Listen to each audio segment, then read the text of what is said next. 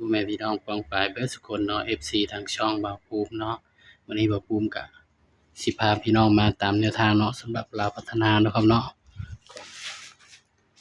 ของงวดวันที่11เนาะพี่น้องเนาะเฮาก็มาเบิ่งผลมันออกนำกันเด้อพี่น้องสำหรับข้างบนเนาะ818ข้างล่าง51เด่น7กับ9บ่มีจักโตเนาะพี่น้องเนาะสำหรับแนวทางเฮามื้อนี้ก็ถือว่าหลุดเด้อพี่น้องเด้อสำหรับแนวทางเฮามื้อนี้ก็ถือว่าหลุดเนาะเด่นกับบ่เข้าเนาะพี่น้องเนาะหลุดก็คือหลุดเนาะพี่น้องเนาะเพราะฉะนั้นก็ไปกันต่อเนาะงวดวันที่13เด้อพี่น้องเด้อบัดนี้13มีนาคม19เนาะสำหรับลาวพัฒนาเฮา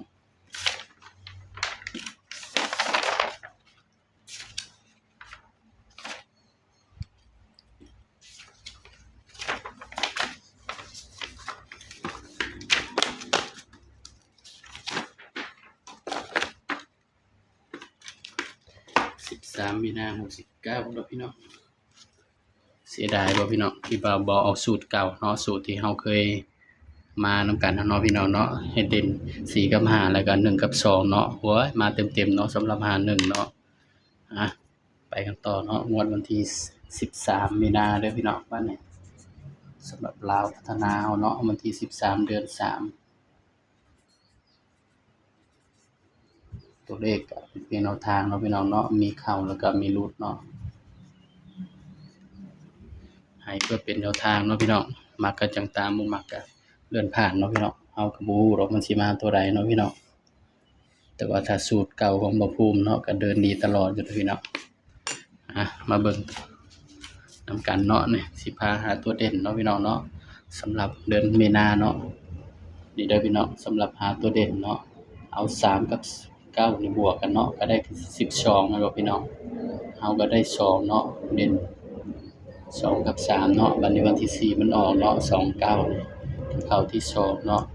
บัดนี้งวดวันที่4เนาะเอา2บวกนี่บวก8ก็เป็น10เนาะก็ได้1กับ2ก็เข้าที่2คือ9พี่น้อง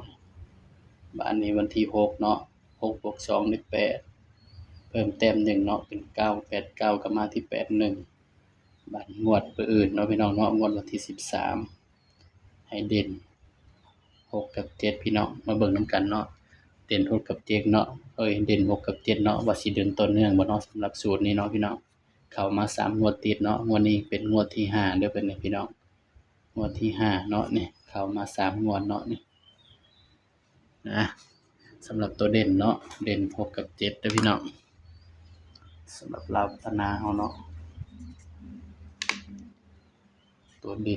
นที่6กับ7